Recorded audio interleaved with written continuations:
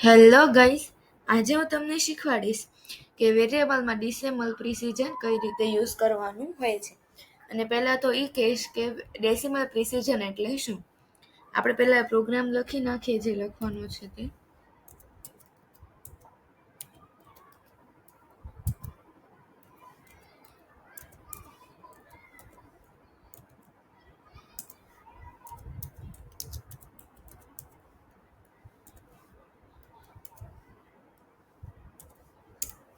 હા, decimal precision એટલે કે ફ્લોટમાં આપણે અપૂર્ણાંક વેલ્યુ જે આપણે ફ્લોટમાં જે અપૂર્ણાંક વેલ્યુ આપણે એન્ટર કરીએ છીએ એની પાછળ આપણે કેટલા પોઈન્ટની પાછળ આપણે કેટલા નંબર આપણે પ્રિન્ટ કરાવવા છે આઉટપુટમાં, એનો મતલબ થાય છે ડેસિમલ પ્રિસિઝન. તો આપણે લખીએ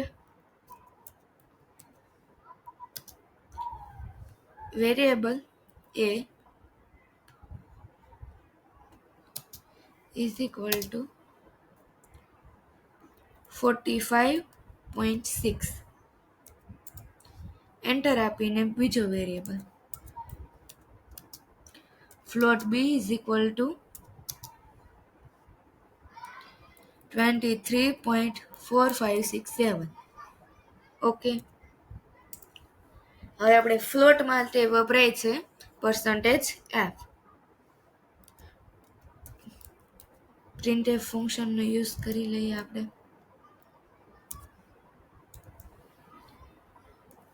%f. હા, તો પછી જો આપણે પોઈન્ટ પાછળ કેટલા આંકડા આપણે પ્રિન્ટ કરાવવા છે ને તે આપણે જ્યારે %f કરાવીએ ત્યારે જ તેમાં લખવાનું હોય છે. આપણે પોઈન્ટ પછી આપણે 3 અંક પ્રિન્ટ કરાવવા છે. ઓકે, અને આપણે નેક્સ્ટ લાઈનમાં જવા માટે /n આપણે વેરિયેબલ એમાં 3 અંક પોઈન્ટ પાછળ 3 અંક પ્રિન્ટ કરાવવા છે.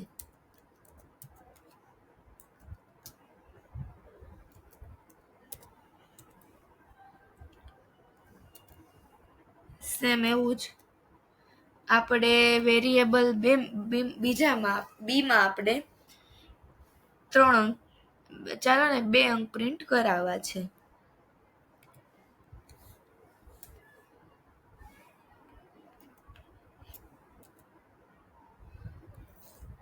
બી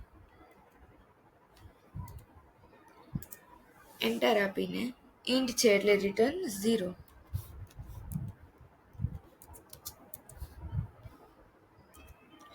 હવે આપણે પ્રોગ્રામને રન કરી જોઈએ.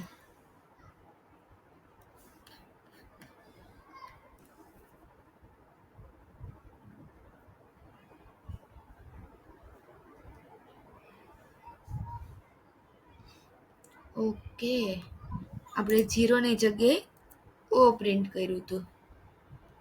હવે આપણે રન કરી જોઈએ તો તમે જોઈ શકો છો કે આપણે અહીંયા 3 આંકડા આપણે પ્રિન્ટ કરાવવા હતા, તો અહીંયા 3 જ પોઈન્ટ પછી આવ્યા છે. એની જગ્યાએ આપણે અહીંયા 2 જ અંક પ્રિન્ટ કરાવ્યા હતા એટલે બીમાં તો પોઈન્ટ પછી 2 અંક જ પ્રિન્ટ થયા છે.